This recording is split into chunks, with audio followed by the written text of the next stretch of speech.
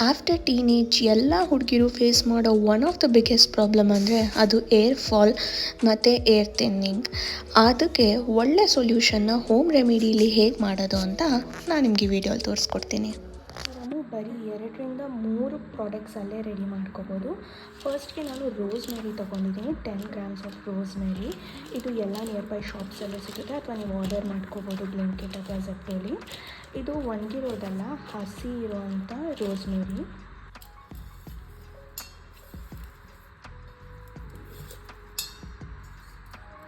ಅದಾದಮೇಲೆ ನಾನು 1 ಹಿಡಿಯಷ್ಟು ಕ್ಲೋವ್ಸ್, ಲವಂಗ ಅಂತ ಏನಂತಾರೆ ಅದನ್ನು ತೊಗೊಂಡಿದ್ದೀನಿ. ಒಂದು 10-15 ಲವಂಗ.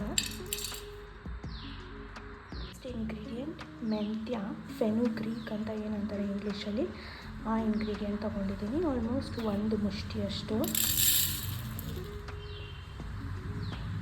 ಓಕೆ, ಕರ್ಬೇವಿನ ಸೊಪ್ಪು ಸೇಮ್ 1 ಮುಷ್ಟಿ.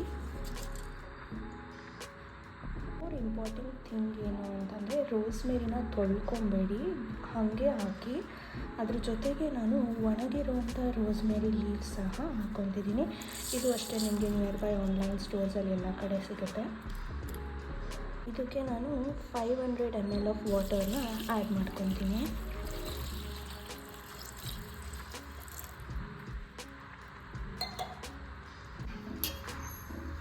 ಇದು ಕಲರ್ ಚೇಂಜ್ ಆಗೋ ತನಕ ಕುದಿಯೋಕ್ಕೆ ಬಿಡೋಣ.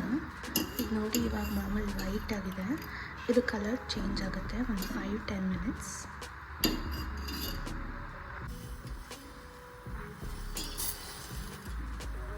ಆಲ್ಮೋಸ್ಟ್ ಕಲರ್ ಚೇಂಜ್ ಆಗ್ತಾಯಿದೆ.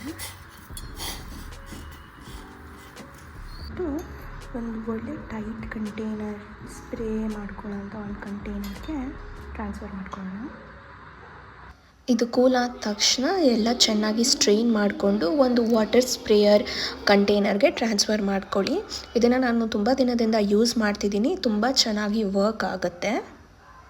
ರೆಡಿಯಾಗಿರೋ ಸೀರಮ್ನ ವಾರಕ್ಕೆ 3 ಸತಿ ಹೇರ್ ಸ್ಪ್ರೇ ಮಾಡ್ಕೊಂಡು ಹೇರ್ ವಾಶ್ ಮಾಡ್ಕೊಳ್ಳಿ.